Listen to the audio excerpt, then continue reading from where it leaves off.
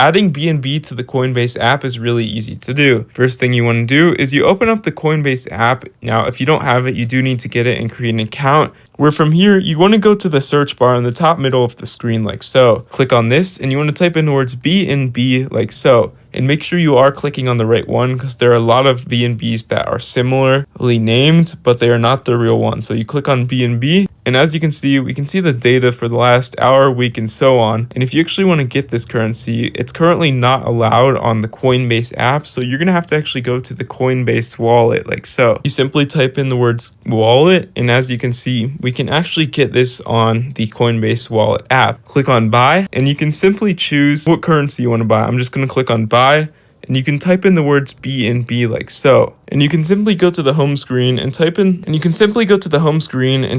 words BNB like so. Click on BNB, and as you can see, we can see this is the data for it, and you can click on the buy option right here, and it will simply allow you to purchase or add BNB to your Coinbase wallet account.